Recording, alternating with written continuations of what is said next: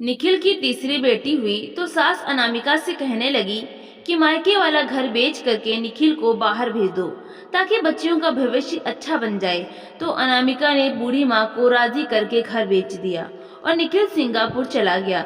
जब अच्छे पैसे कमाने लगा तो माँ और बहनों ने कहा, अनामिका को तलाक दे दो, तुम्हारी शादी अच्छी जगह कर देते हैं और बच्चियों का भार भी उतर जाएगा। फिर निखिल ने अनामिका को तलाक का नोटिस भेज दिया और खुद दूसरी शादी कर ली। जब दूसरी पत्नी से बच्चा न हुआ तो वो बच्चियों को याद करके रोता और आखिर एक दिन बच्चियों से मिलने गया तो उसकी नजर सामने दरवाजे पर पड़ी जहाँ इतनी ठंड में बोरी लटकी थी। उसने अंदर झांक कर देखा तो उसकी चीखें निकल गईं। बधाई हो, बेटी हुई है, लेडी डॉक्टर ने बाहर आकर बताया। तो निखिल समेत साथ सभी खड़े हुए जितने भी लोग थे, सभी के चेहरे पर एक उदासी लहरा गई। फिर से बेटी पैदा कर ली, भगवान जाने की औरत क्यों ब्याह कर ले आई। मैं अपने बेटे निखिल के लिए 6 सालों से बैठकर खा रही हूँ। दुनिया की हर चीज इसे दी है, लेकिन इसके बाद भी एक बेटा तक तो दे नहीं सकी मेरे निखिल को। हाँ, यह देखो कैसा छोटा सा मुंह निकल आया निखिल का। निखिल की माँ अपनी बेटियों के साथ दुखड़े बांट रही थी। बेटियां भी झूठ मूठ के आंसू बहाने लगीं। लेडी डॉक्टर ने पास से गुजरते हुए इन सबको रोते देखा तो हैरत से बोली, आप लोग रो क्यों रहे हैं? बेटियों के जन्म पर तो खुशी मनानी चाहिए, वो तो लक्ष्मी का रूप होती हैं। डॉक्टर ने कहा तो निखिल की माँ ने हाथ उठाकर कहा, बस करो डॉक्टर, हमारे पास पहले ही 2 पोतियां हैं, एक और पोती की उम्मीद नहीं थी। हमें लड़का चाहिए था, लड़का वंश बढ़ाता है, जो बड़ा होकर निखिल का हाथ बटाता। लेकिन इसने फिर एक लड़की पैदा करके हमारे हाथ में थमा दी।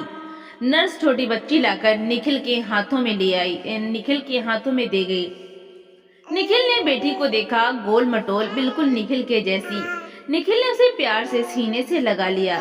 उन्हें अनामिका से मिलने की अनुमति दे दी गई थी।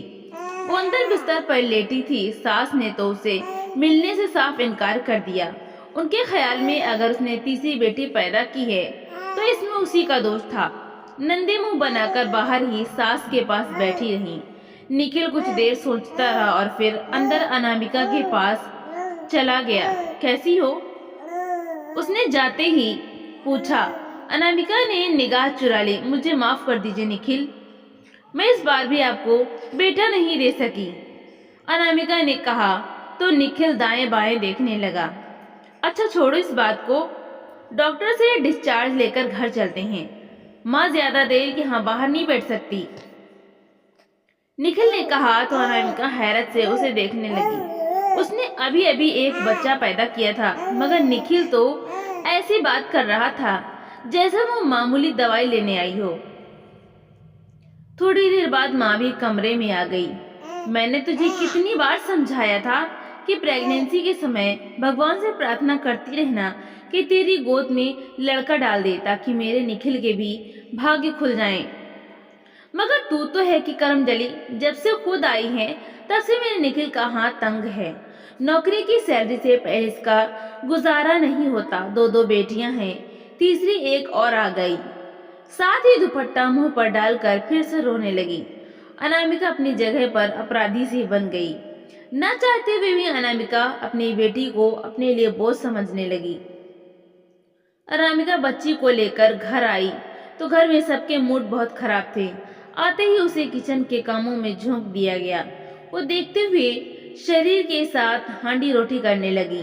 उसकी हालत बुरी थी, मगर सास को उस पर दया आई ही नहीं। घर लाते ही निखिल खामोशी से अगले दिन ही काम पर चला गया।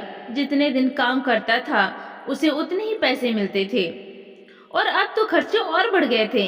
वैसे भी वो अम्मा और बहनों के अनामिका के साथ व्यवहार पर कुछ भी नहीं कहता था। धीरे धीरे दिन गुजरने लगे। अनामिका की छोटी बच्ची बड़ी होने लगी, मगर अभी उसे सिर्फ 9 महीने हुए थे जब निखिल के साथ वो घटना हो गई। एक दिन वो काम से घर आया तो उसके चेहरे पर परेशानी झलक रही थी। वो थके हारे कदमों से चलता हुआ आया और आंगन में पड़ी अकेली चारपाई के ऊपर बैठ गया। अनामिका किचन में काम कर रही थी। उसकी नजर निखिल पर पड़ी तो उसने तुरंत बाहर निकलकर पूछा, क्या बात है निखिल, आज जल्दी घर आ गए हो? निखिल ने कोई जवाब नहीं दिया। अनामिका पानी का गिलास लेकर किचन से आई। इतने में ही अंदर से अनामिका की सास बाहर निकल आई। अरे आ गया मेरा बेटा निखिल, आज जल्दी आ गया, अच्छा है। मुझे आकर डॉक्टर के पास ले चल, मुझे दवाई लेनी है। तो निखिल अचानक जैसे फट पड़ा। नहीं ले जा सकता माँ आपको डॉक्टर के पास, क्योंकि मेरे पास पैसे नहीं है और मुझे नौकरी से भी निकाल दिया गया है। घर में जो थोड़े बहुत पैसे आते थे आपसे वो भी नहीं आएंगे। मैं सोच कर पागल हो रहा हूँ कि आखिर मैं घर के खर्चे कैसे पूरा करूँगा। निखिल तो जैसे फुट कर रोने वाला हो गया। किचन के पास पानी का गिलास लेकर खड़ी अनामिका भी हक्का बक्का रह गई। सास का भी मुंह थोड़ी देर के लिए खुला और फिर एकदम उन्होंने अपना सीना पीटना शुरू कर दिया। हाय हाय, मेरे बेटे को तो भाग ही फूट गए। कहते हैं लक्ष्मी औरत के भाग से आती है, मगर अनामिका तू तो है ही मनहूस। जब से मेरे बेटे के साथ तेरी शादी हुई है घर में आए दिन कोई न कोई मुसीबत आ जाती है। माँ ने ले जाकर घुमा फिराकर अनामिका के सिर डाल दी। अनामिका अपनी जगह मुजरिम सी बन गई। अब वो वहीं खड़ी रही। ला पानी दे मेरे निखिल को, मेरा बच्चा कितना ज्यादा परेशान है तो इसकी मदद दो, कभी कर ही नहीं सकती। बस तीन बेटियां पैदा करके इसके सिर पर बोझ बढ़ा दिया। भगवान जाने मेरा निखिल इस सब से कैसे निपटेगा। माँ भी सिर पर हाथ रखकर लेट गई। अनामिका रोती हुई निखिल के लिए पानी लेकर आई, मगर उसने भी पानी पीने से मना कर दिया और इसके बाद वजह से मुसीबतों का एक नया सिलसिला शुरू हो गया। घर में तीन जवान बहनें थीं जिनकी शादियां करनी थीं। क्या अलग बात थी कि वे सारा दिन पलंग तोड़ती और भाभी को परेशान करने का काम करती थीं। मगर घर में रखे हुए पैसे धीरे धीरे खत्म होने लगे। अनामिका बहुत ही कंजूसी से घर का सामान मंगवाती, लेकिन इसके बाद भी घर में रखे पैसे आखिर कितना समय तक चल सकते थे। उस दिन वो अलमारी खोलकर अंदर रखे जैसे पैसे गिन रही थी। उसके चेहरे पर परेशानी दिखने लगी। बच्चियों के दूध का निकाल कर सिर्फ रोज की दाल सब्जी के लिए ही पैसे कम पड़ रहे थे। क्या गिन रही है अनामिका? कौन सी दौलत छुपा रखी है यहाँ पर? सास कमरे में आई तो उन्होंने पूछा। अनामिका घबरा गई। कुछ नहीं माँ जी, बस पैसे गिन रही थी। उसने दबी दबी आवाज में कहा, यहाँ मेरे पास आकर बैठो, तुमसे एक बात करनी है। अनामिका की सास ने उसे प्यार से अपने पास बुलाया। अनामिका हैरान हुई कि सास ने कभी उसे इतने प्यार से बुलाया तो ना था, लेकिन फिर भी खामोशी से आकर बैठ गई। देख अनामिका, निखिल पर बड़ा ही कठिन समय आया है। मेरा एक रिश्तेदार सिंगापुर में रहता है। कल उसने मुझे फोन किया था। उसका कहना था कि निखिल को सिंगापुर में नौकरी दिलवा देगा। निखिल इसके लिए एक बड़ी पूंजी की जरूरत है। अब हम में से किसी के पास इतनी बड़ी पूंजी तो है नहीं। हाँ, लेकिन मेरे पास एक तरीका है। सास ने अनामिका का चेहरा देखते हुए कहा। अनामिका ने सिर उठाया। माँ जी, यह तो बड़ी खुशी की बात है कि निखिल की सिंगापुर में नौकरी लग जाएगी, मगर वो क्या तरीका है? सामने से थोड़ी देर अपना सिर खुजलाया, फिर बोली, तुम्हारे पिता का इतना बड़ा सा मकान है भाई, तुम्हारा कोई है नहीं। बस एक तुम्हारी बूढ़ी माँ है जो वहाँ रहती हैं, एक काम करने वाली है जो उनका ख्याल रखती है। बस तुम थोड़ी सी मदद कर दो तो अपनी माँ से कहकर वो मकान बेच दो और वो पैसे निखिल को दे दो ताकि वो बाहर जाकर पैसे भेजे। तीन बेटियां तो पैदा करके तुमने दे दी हैं, आखिर उनका खर्चा भी तो उठाना है। अपनी बूढ़ी माँ को कहो वो कहीं किराए पर चली जाए। निखिल पैसे भेजेगा तो तुम किराया भर दिया करना। सास ने आराम से सारी प्लानिंग उसे समझा दी थी। अनामिका हक्का बक्का उनका मुंह देखने लगी। यह क्या कह रही है माँ जी? वो मेरे पिता का मकान है और बहुत कीमती है। सास एकदम से उखड़ गई। हाँ, ज्यादा कीमत का है तो उसको सजाकर क्या करना है? अच्छा यही है कि उसे बेचो और निखिल को पैसे दो, वरना मैं अभी निखिल को बोलूंगी कि वो तुम्हें खड़े खड़े घर से निकाल देगा। आखिर तीन बेटियों की माँ को रखकर उसने करना क्या है? सास की बात सुनकर अनामिका के पैरों तले जमीन निकल गई, मगर उन्होंने बात ही ऐसी कर दी थी कि अनामिका को माँ से बात करनी ही पड़ी। वो उसी दिन कुछ गलियां छोड़कर माँ के घर चली गई। वो बूढ़ी थी, निखिल को देखते ही बहुत खुश हुई। भगवान के लिए माँ इस मकान को बेचकर निखिल को पैसे दे दे। उन्होंने सिंगापुर जाना है, मेरी मदद कर दें, वरना मेरी सास मुझे तलाक दिलवा देंगी। 3 बेटियां पैदा करने के जुर्म में अब उस घर में मेरी हैसियत वैसे ही खत्म हो गई है। अनामिका गिड़गिड़ाकर माँ के पैर पकड़े बैठी थी। अनामिका की माँ घबरा गई। उन्होंने अनामिका को ऊपर अपने बराबर बिठाया और उसके आंसू साफ करने लगी। चिंता मत कर बेटी, अगर इस घर को बेचकर तेरा घर बसा रहता है तो मुझे कोई आपत्ति नहीं। तू आज ही पेपर्स ले जा और जिसके हाथ मर्जी इस घर को बेच दे। अनामिका रोती हुई माँ से बहुत प्यार करती थी, मगर उस शाम को जब वो वापस आई तो पेपर्स लेकर आई थी।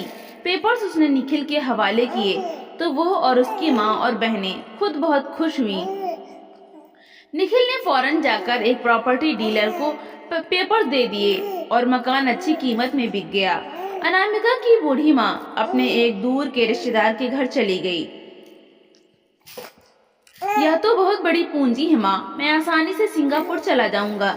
निखिल ने खुशी से माँ को देखते हुए कहा। हाँ बेटा, जरूर जा, भगवान तेरे भाग चमकाए, अनामिका की सास प्यार भरे स्वर में कह रही थी। अनामिका का दिल बुझा हुआ था। माँ को दर दर करके उसके दिल को सुकून नहीं आ रहा था। निखिल अंदर आया और उसके पास आकर बैठ गया। चिंता मत करो, अब मैं तुम्हें और हमारी बेटियों को किसी तरह की कोई कमी नहीं आने दूंगा। अभी अभी अनामिका ने इतनी बड़ी कीमत का मकान निखिल के हवाले किया था, इसीलिए उसके सर पर अनामिका के उपकार का बोझ सवार था। मगर सास ने जैसे ही देखा कि वो अनामिका से प्यार से बात कर रहा है, उसने फौरन निखिल को बाहर बुलाकर खाना खाने के लिए बिठा दिया। अनामिका खामोश अंदर बैठी रह गई। निखिल के सिंगापुर जाने की सारी तैयारियां पूरी हो गईं और जल्द ही उसका बुलावा आ गया। सामान पैक करके वो चला गया और जाते जाते उसने अनामिका से वादा किया कि वो जल्द ही पैसे कमाकर भेजना शुरू करेगा ताकि तीनों बेटियों का अच्छा भविष्य बन जाए। नन्ही बेटियां बाप को जाता हुआ देखकर माँ का पल्लू थामे खड़ी थी। मम्मी, पापा कहाँ जा रहे हैं? वे मासूमियत से पूछ रही थी। अनामिका बस आंसू पीकर रह गई थी। जानती थी निखिल के रहते हुए भी उसके घर में कोई हैसियत न थी। अब उसके जाने के बाद तो सास और नंदे उसका जीना हराम कर देंगी। और ऐसा ही हुआ। पूरे घर का काम वैसे ही अनामिका से करवाया जाता था। अब सास और नंदों ने हर जगह मशहूर करना शुरू कर दिया कि अनामिका ने खुद निखिल को जबरदस्ती सिंगापुर भेजा है ताकि वो पैसे कमाकर भेजे। उसकी इच्छाएं यहाँ की कमाई से पूरी नहीं हो रही थी। जो भी सुनता अनामिका को बुरा भला कहने लग गया।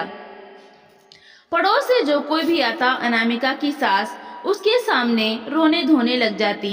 3 बेटियां पैदा करके हमारे सामने रख दी हैं, कौन इन्हें पढ़ाएगा लिखाएगा और इनकी शादियां करवाएगा? लाखों का दहेज देना कहाँ का आसान काम है आजकल, सास कहती जाती और सुनने वाले सिर हिलाते जाते। अनामिका बेचारी शर्मिंदा होती रहती। अब तो बेटियां भी बड़ी हो रही थी। वे सारी बातें समझती थी और हैरत से माँ से पूछती, मम्मी क्या हम बोझ हैं? बोझ क्या होता है? दादी हमें इस तरह क्यों कहती हैं?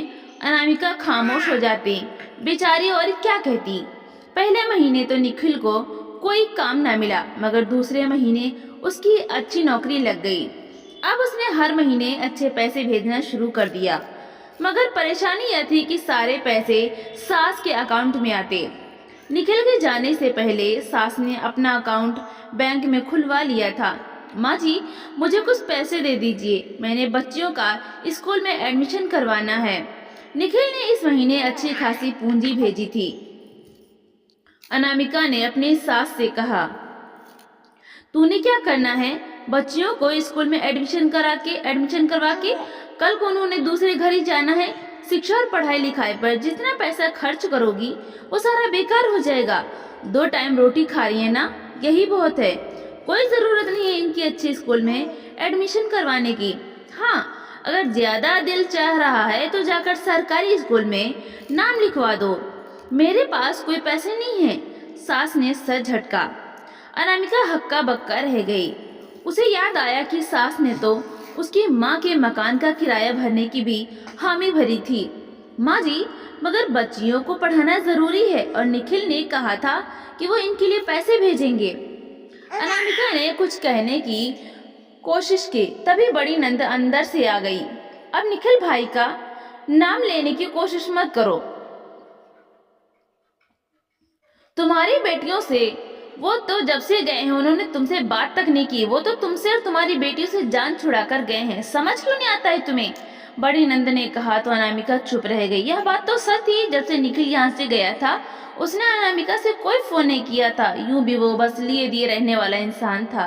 सास और नंदे आपस में बैठकर इस महीने होने वाले खर्चे का हिसाब लगा रही थी। इन खर्चों में अनामिका की बेटियों के लिए कोई पैसा नहीं था। अनामिका के पास मोबाइल फोन नहीं था। वो जानती थी कि सास उसे निखिल से बात करने नहीं देंगी, इसलिए पड़ोस के घर चली गई। वहां से मोबाइल लेकर उसने निखिल का नंबर मिलाया। कुछ देर तक बेल जाती रही और फिर निखिल ने फोन उठा लिया। वो थका हुआ था। निखिल, मैं अनामिका बात कर रही थी। मुझे बच्चियों की शिक्षा के लिए कुछ पैसे चाहिए। माँ जी मुझे पैसे नहीं दे रही। आप मुझे अलग से पैसे भेज दिया करें ताकि मैं इनको स्कूल भेज दिया करूं। अनामिका ने निखिल से कहा। दूसरी ओर शायद वो ड्यूटी करके आया था, थका हुआ था। यार, तुम लोगों की पैसों की डिमांड ही खत्म नहीं हो रही। मैं यहाँ जानवरों की तरह काम करके तुम लोगों को पैसे भेजता हूँ, मगर तुम्हारा तो लालच का पेट भर ही नहीं रहा। तुम्हें और पैसे चाहिए। अभी 2 महीने पहले तुमने माँ से कहकर पैसे मंगवाए थे कि बच्चों के नए कपड़े लाने हैं। ये बेटियां तो मेरे लिए मुसीबत बन गई हैं। न वहाँ सुकून था न यहाँ सुकून है।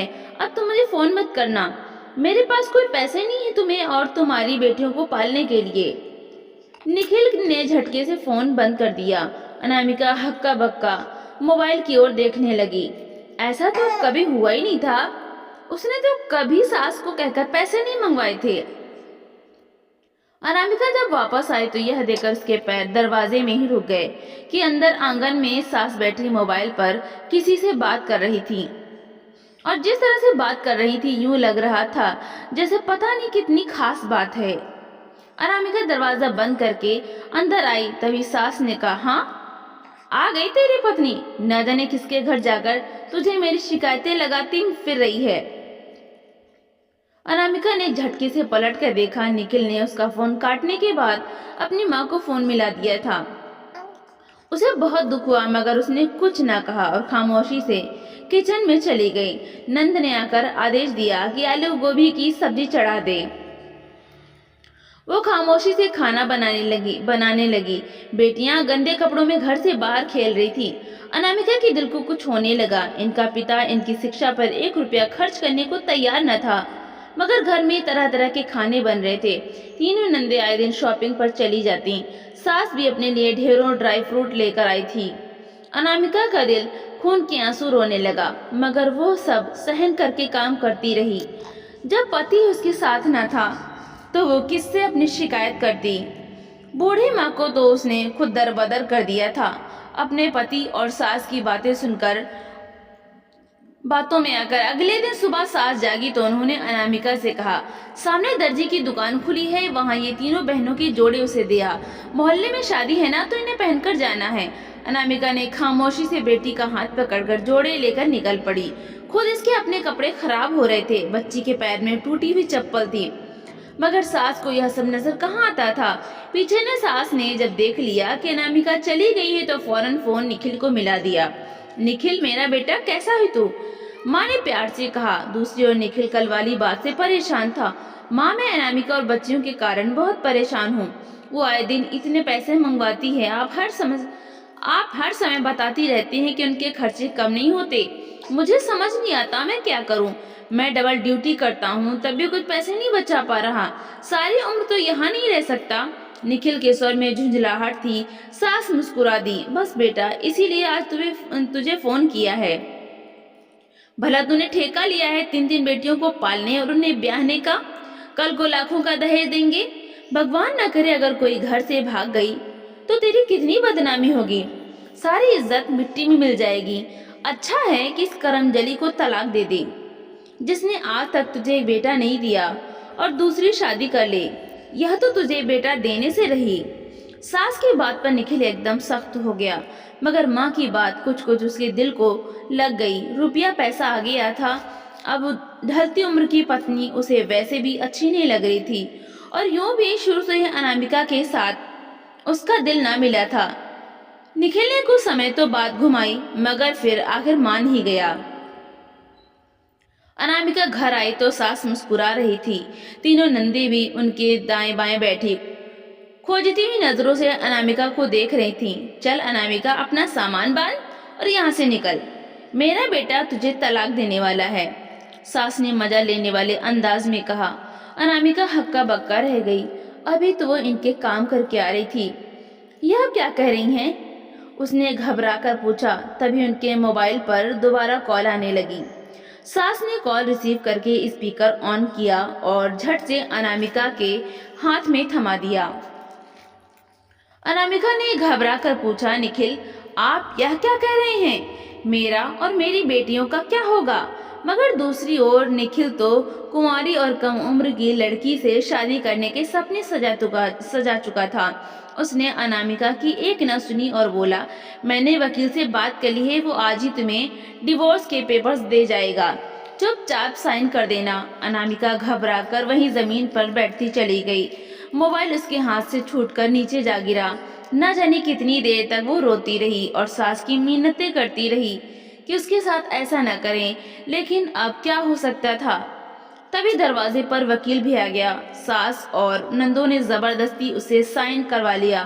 तीनों बेटियां परेशान माँ की हालत देख रही थीं। अनामिका की सास और उसकी तीनों बेटियों ने धक्के देकर अनामिका को घर से निकाल दिया। उसकी माँ को तो पहले वो निकाल चुकी थी। अब उसके पास रहने के लिए कोई ठिकाना नहीं था। उसके हाथ में कुछ वही रुपए थे जो दर्जी की दुकान से उसे वापस मिले थे। तीनों बेटियों को अपने साथ लिपटाए अनामिका चलने लगी। उसे अपनी एक दोस्त का घर याद था। वो खामोशी से वहां जा पहुंची। दोस्त शादीशुदा थी और बच्चों वाली थी। उसने अनामिका को अपने दरवाजे पर देखा तो खटक गई, मगर उसने अनामिका को अपने घर पर शरण देने से साफ मना कर दिया। वो अपने पति के सामने किसी दूसरी औरत को नहीं रखना चाहती थी, मगर उसने अनामिका की इतनी मदद की कि अपने घर के साथ खाली पड़े एक प्लॉट में रहने की अनुमति दे दी, जहां एक टूटा फूटा सा कमरा बना हुआ था। अनामिका खामोशी से अपनी बेटियों को लेकर वहीं रहने लगी। दिन रात उसकी बेटियां माँ को रोते देखती, लेकिन वो तीनों ही बहुत छोटी थीं। लेकिन वो अपनी माँ की कोई मदद नहीं कर सकती थीं। वो तीनों ही बहुत छोटी थीं। मौसम बदलते रहे। सिंगापुर से खूब सारा पैसा कमाकर निखिल घर वापस आ गया। माँ ने उसके लिए कुंवारी लड़की की तलाश कर रखी थी। जब रुपया हाथ में हो तो सब कुछ हो जाता है। छोटी उम्र की खूबसूरत पत्नी पाकर निखिल बहुत खुश था। उसे अनामिका और अपनी तीनों बेटियों की कभी याद तक नहीं आई थी। वो खुश था कि माँ ने एक अच्छा फैसला किया। दिन गुजरते रहे। सभी प्रतीक्षा में थे कि कब नई दुल्हन बेटे की खुशखबरी सुनाएगी। मगर 1 महीना गुजरा, 2 महीने गुजरे, धीरे धीरे पूरा साल गुजर गया। निखिल का इंतजार अब व्याकुलता में बदलने लगा। आखिर एक दिन पत्नी का हाथ पकड़कर उसे डॉक्टर के पास ले गया। डॉक्टर साहब, मेरी पत्नी का चेकअप करिए। आखिर यह कब माँ बनेगी? मुझे एक बेटा पैदा करके देगी? निखिल ने जाहिर सवाल किया। डॉक्टर ने कठोर निगाह उस पर डाली। बेटा या बेटी देना भगवान के हाथ में होता है, औरत के हाथ में नहीं। डॉक्टर ने मना किया, मगर निखिल की जिद थी कि उसकी पत्नी का चेकअप किया जाए। डॉक्टर ने चेकअप कर लिया और जब रिपोर्ट निखिल के हाथ में थमाई तो उसकी आंखों के आगे जमीन आसमान घूम गए। माफ कीजिएगा निखिल जी, आपकी पत्नी मां नहीं बन सकती। निखिल फटी फटी निगाहों से रिपोर्ट देख रहा था। डॉक्टर ने उसे अपने कमरे से बाहर निकाल दिया था। वो खामोशी से घर वापस आ गया, लेकिन उसके दिल की दुनिया उजड़ चुकी थी। अब उसे रह रहकर अपनी वो 3 बेटियां याद आती थीं और निसंतान होना क्या होता है उसे अब पता चला था। वो उठते बैठते माँ से बस यही सवाल करता, माँ मुझे बताएं अनामिका अपनी बेटियों को लेकर कहाँ गई। सास क्या जवाब देती, वो तो खुद नहीं जानती थी कि अनामिका कहाँ है। निखिल पागलों की तरह पूरे शहर में अनामिका को ढूंढता फिर रहा था, यहाँ तक कि वो उसकी बूढ़ी माँ के पास भी जा पहुंचा। उसकी माँ ने जब सुना कि अनामिका को डिवोर्स देकर घर से निकाल दिया गया है तो वो घबरा गई। उन्होंने बताया कि वो अपनी माँ के पास नहीं आई। अब तो निखिल के पैरों तले से जमीन निकल गई थी। लेकिन माँ ने अनामिका के कुछ दोस्तों के नाम बताए जिनके पास वो जा सकती थी। ढूंढ ढांड के निखिल ने आखिरकार अनामिका का पता लगा लिया। वो अनामिका के उस दोस्त के घर जा पहुंचा। दोस्त ने दरवाजे पर खड़े खड़े उसे बता दिया कि साथ वाले मकान में अनामिका रहती है। मकान क्या था? एक टूटा फूटा सा कमरा जिसके दरवाजे की जगह बोरी का एक पर्दा लटक रहा था। वो भारी कदमों से दरवाजे के सामने पहुंचा। तेज ठंड थी, तेज हवा इतनी ठंडी थी कि शरीर में जैसे सुइयां चुभ रही हों। निखिल ने भी मोटा सा जैकेट और टोपी पहन रखी थी। उसने कांपते हाथों से दरवाजे के आगे लटकता हुआ पर्दा हटाया और सामने का दृश्य देखकर उसके होश उड़ गए। सामने जमीन पर चटाई के ऊपर उसकी 3 बेटियां लेटी हुई थीं। अनामिका सिलाई मशीन पर झुकी हुई थी। शायद वो अपनी गुजर बसर के लिए कपड़े सिलाई करके जी रही थी। कमरे का हाल बहुत खराब था। एक कोने में पानी का मटका रखा था। चारपाई जैसी कोई चीज नहीं थी। बच्चियों और अनामिका के कपड़े फटे हुए थे। आहट पर अनामिका ने सर उठाकर देखा, कौन आया है? उसकी आवाज लड़खड़ा रही थी। समय की कठोरता ने शायद उसे समय से पहले बूढ़ा कर दिया था। निखिल धीरे धीरे चलता हुआ अंदर अनामिका के पास जाकर बैठ गया। मुझे माफ कर दो अनामिका, यह मैं हूँ निखिल, तुमसे माफी मांगने आया हूँ। वो वहीं बैठकर रोने लग गया। अनामिका के हाथ से कपड़ा छूटकर नीचे जा गिरा। 3 बच्चियां भी आवाज सुनकर उठकर बैठ गई थीं। वो सहमी हुई थी और जल्दी से माँ के पास आकर लिपट गई। मेरे पास आओ बेटा। निखिल ने प्यार से अपनी बेटियों को और अपनी ओर बुलाया। छोटी वाली ने तो उसे देखते ही रोना शुरू कर दिया था। बेटियां माँ के अंदर छुपने लगी। नहीं मम्मी, हम पापा के पास नहीं जाएंगे। बड़ी वाली थोड़ी समझदार थी, उसने साफ कहा। निखिल गंदगी के मारे जमीन में, शर्मिंदगी के मारे जमीन में गड़ गया। मुझे माफ कर दो अनामिका, मैंने माँ और बहनों की बातों में अगर तुम्हें डिवोर्स दे दी। हालांकि तुम एक शरीफ और अच्छी लड़की थी। तुम्हारे कारण ही मैं सिंगापुर जा पाया और मेरे हालात बेहतर हुए। ये मेरी बेटियां हैं, इन्हें इस हाल में मैं नहीं देख सकता। मैं अलग घर खरीद लूंगा, तुम वहाँ अपनी बेटियों के साथ रहना। मैं इनका महीने का खर्चा तुम्हें देता रहूंगा, यह मेरी जिम्मेदारी है। दोनों हाथ जोड़े हुए निखिल रोते हुए कह रहा था। अनामिका ने भी उसे देखा। बेटियां 2 दिन से भूखी थीं और उनके पास उन्हें खिलाने के लिए कुछ नहीं था। शायद भगवान ने निखिल के दिल में दया डाल दी थी। वो खामोश रह गई। निखिल ने जल्दी अलग मकान की व्यवस्था कर दी। साफ सुथरा और अच्छा मकान था।